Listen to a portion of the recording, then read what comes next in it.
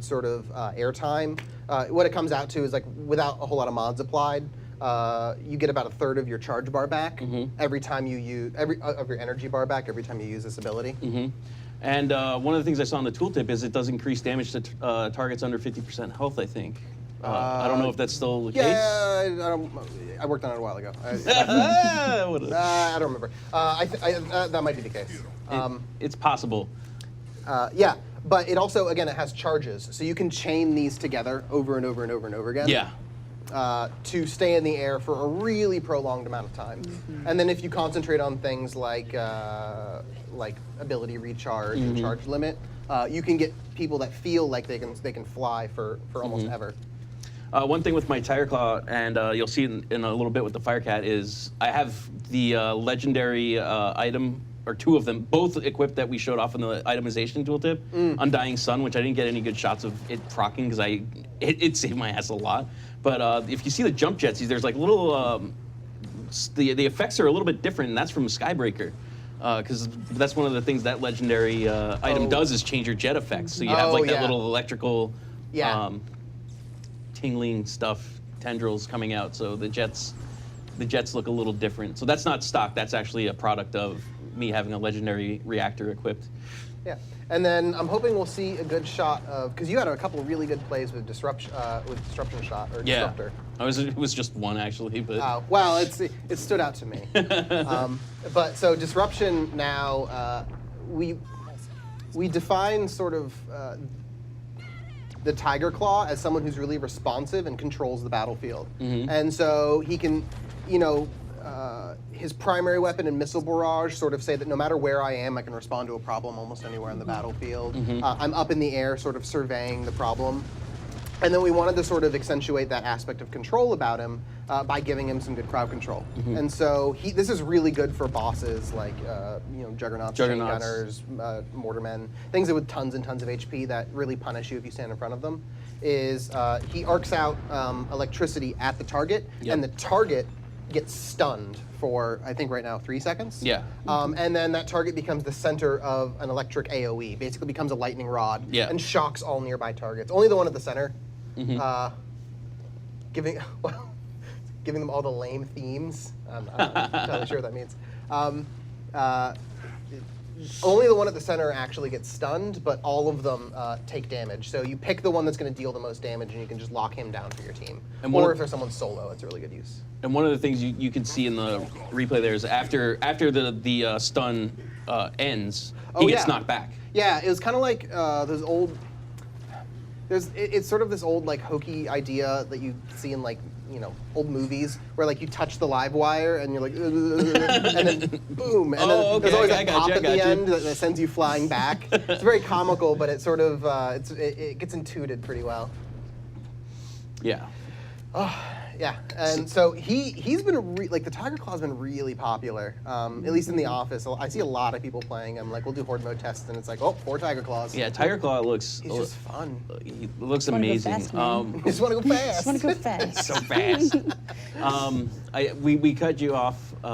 Because we got distracted by this missile barrage, because it's so cool. Yeah, I had 3 charges of it. I was trying not to just spam it, but the alt fire of the fusion cannon, we didn't complete the thought on that. Oh yeah, so the alt fire, it launches, and I really like the fact that you can detonate it in the air, or the fact that you detonate it at all with your primary fire. It has this nice, fusion element to it. It sort of sold the theme, and we wanted to make it a little bit easier to use, but also give it some more dimensions. And so when you fire that alt fire, the orb moves out, and you can still shoot it out of the air like always. The damage and the AoE are like really dramatically buffed. Like it's a huge explosion. You're really rewarded for wanting to use it. His rate of fire is really low, and so if you have like a pack of grunts, the best, rather than hitting them like twice each to like knock them down, your best chance might just be to use a Nova Ball in the center and just deal with them in one shot. And the Nova Ball moves a lot faster than it does in production. Like I noticed anyway. The projectile speed is it's decent. It's not more usable, I think. Yeah. Like it gets to where you're going a little bit more predictably. Also, it attaches, instead of detonating on impact, it attaches to whatever you strike, be it a player or a character. really player, but be it like an enemy or the ground, or if it's in the air, and then you can shoot it again to detonate it. So you can hit an enemy, and then he is holding a Nova Ball on him, and the next time you shoot him, he explodes. And then it wasn't necessarily intended when I built it, but once I found it was there, I really liked it and decided to keep it. Was design accidents. Oh yeah, they're gorgeous. Is you strike an enemy, you put a Nova Ball on them. It does no damage when it's on them, but if you headshot them, it also multiplies the damage of the Nova Ball. Oh, that's really cool.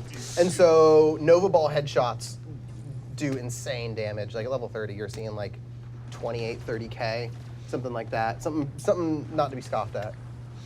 That's pretty great. So that I think we covered Tigerclaw for now. So yeah, that's pretty much. We could jump into everyone's been asking for us to show this since the start. You guys are gonna be. Feuerkatze. Okay. Feuerkatze. If you haven't seen him in the background running around, you have. I'm just gonna let this speak for itself. This has been spoiled on the forums a little bit, but yeah, we'll just let that happen for a little bit. S'mores. Yes. So he has a flamethrower now, if you can't tell. So the alt fire there is laying patches of oil. Well, we're calling it accelerant. Okay, it lays accelerant on the ground. Or on enemies. You can soak enemies in accelerant. That's too. right. And your abilities and weapon, your fire abilities and weapon. Just your weapon. Just the primary shot from your. It was when I was testing, it was tagging off of. Well, that's great because we've been trying to get that work. Okay, but so right. Inferno Dash. Okay, is Inferno Dash doing it? Yeah, It was tagging off Inferno Dash. Mission accomplished. That means we got some tech delivery. That's what that means. Good news. But yeah, so the fuel patches, you can put them on the ground, and then you can light them, and then they, naturally like fuel does, it lights on fire. You can also spray enemies with it. And enemies who are soaked with the accelerant take double damage from your passive. Oh. And it also refreshes the passive. Well, that was weird. So like a really good combo is when you see a group of enemies, you first do like one swipe to sort of cover them and the ground in oil, and then you swipe the other direction with your flamethrower to light them all on fire and light the oil underneath them on fire, and then you just sort of like engulf them in an inferno. So that's just, I was just showing the alt fire there. That didn't really do the primary justice there. There you go. I mean, the primary is just kind of, I guess it does create headshots. Or at least that was a slow-mo kill. But, I mean, you could sustain, I don't know what's going on with this video. It's probably just bad cutting.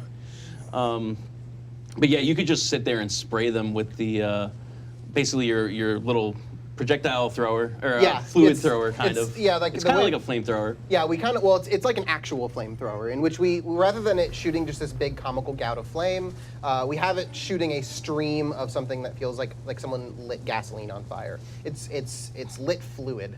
And so it kind of it feels kind of like that. And that's why you can also fire basically unlit fluid with your alt fire. It has really generous AoE. It lights all the targets nearby on fire. It does really good damage. And also, it does more damage as you heat the weapon up. So you want to actually keep the weapon hot as you're firing it, because like the damage like doubles. I want to say it doubles over the course of the heat generation. And so if you flutter it on like the top end, that's how you're really going to be doing your best DPS. And then there's sort of this final, like the plasma cannon, like you guys may or may not have played with, it can overheat. And it disables the weapon while it's overheated. But like Frank just did now, when you overheat the weapon with the fire cap, your abilities do double damage.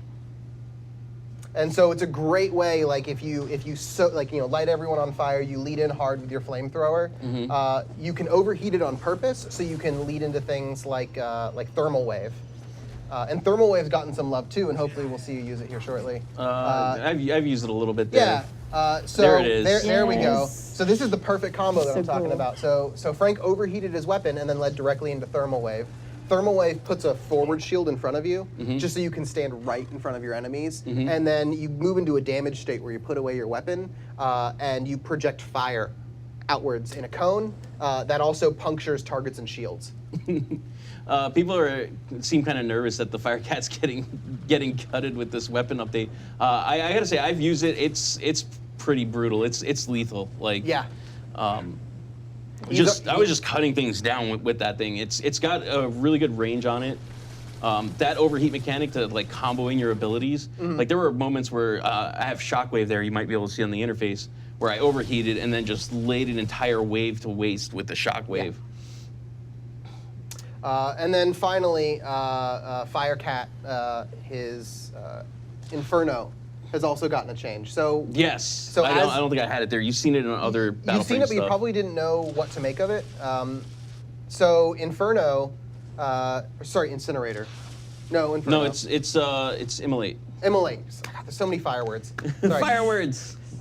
Immolate has gotten an interesting change. So we found in general there's a lot of abilities like Poison Trail and things where previously we encouraged you to run straight through a pack of enemies, and sort of in the combat environment we have now, that gets you killed. Especially with like sort of like all offense no defense classes like the assaults. Like a Rhino, like a Mammoth can sort of do that because he has a bunch of defensive abilities to sort of stack on to allow him to be in the middle of enemies, but the Firecat can't.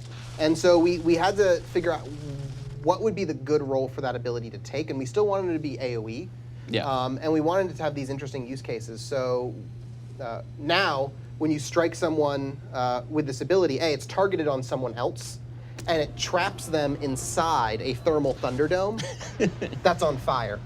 And so you can't shoot in, they can't shoot out. The dome can be destroyed, and that ends the damage early. So if you sort of use it on, if you throw it on like a Juggernaut or something, and he's just about to fire, there's a decent chance he's just going to tear the thing down.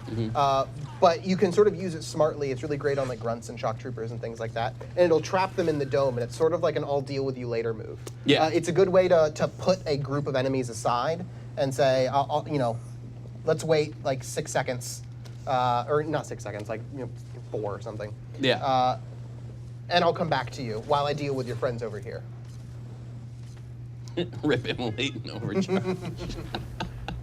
But you'll have Thermal Wave. Yeah, but the whole kit comes together really nicely.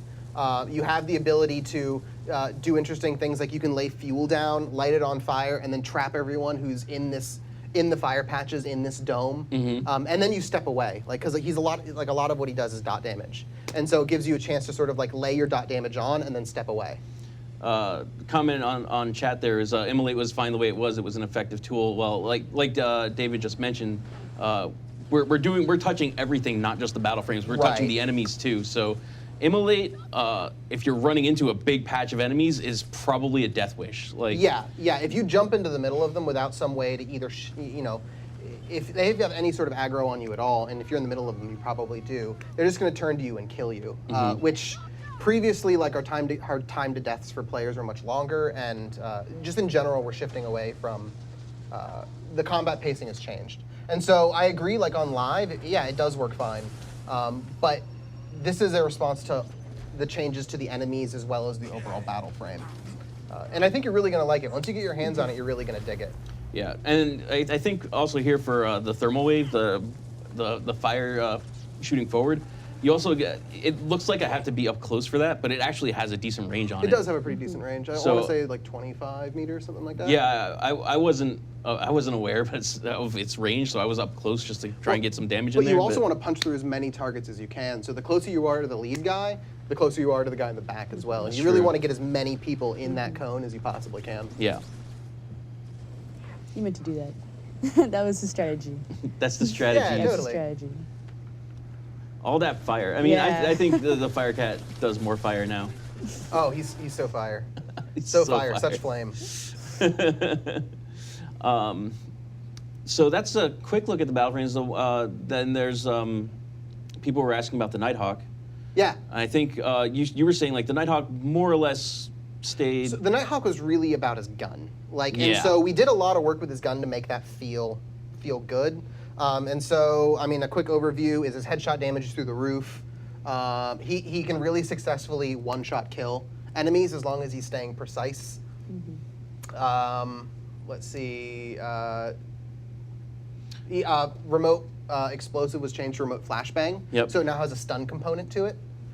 So it's a really great way, if there's a pack of enemies coming, you can stun the group very shortly and get a couple of good headshots in before they become offensively capable of you.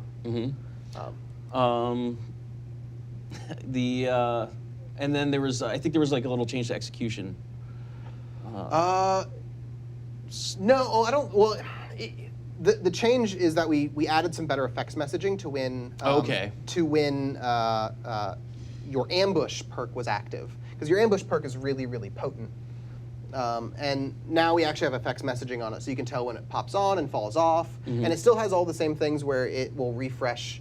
It'll refresh your ambush perk on every kill, and it'll refresh it when it's activated. Now it's just a lot more clear that it's doing that. Okay, that's really cool then. We also the smoke screen got a similar treatment as power field. And so you pick it up once and you go. And so we adjusted the duration and things to compensate for that. But it's a lot simpler where you throw it down and people aren't sort of tempted to just sit there and like walk back and forth through this smoke screen. Rather, you can throw it down and your entire team can pick it up and go, and the duration's been extended to sort of account for that. But then once you grab it, it diminishes. Okay. Reading chat, Ronan's Creed said, make Firecat more close range, capable of assault and to stay close range and gain defense. I think one of the big problems there is that you're now gaining overlap with either the Mammoth or the Rhino. Yeah. When we're trying to keep it apart. And the Firecat's mostly about, I think one of the things you wrote is ideal massive amounts of damage in a large damage. area. Yeah. And he is close range. Like, he does need to stay up close and personal, and that's why he's the only assault that's gotten any level of defensive capabilities attached to him, is because he does need to stay close. His thermal cannon's range is, I want to say, 30 meters, something really, really short. And so you have to get up close and personal with them. So it's important that you're able to do things like set enemies aside. But his dot damage is huge. His AoE is massive. We've buffed his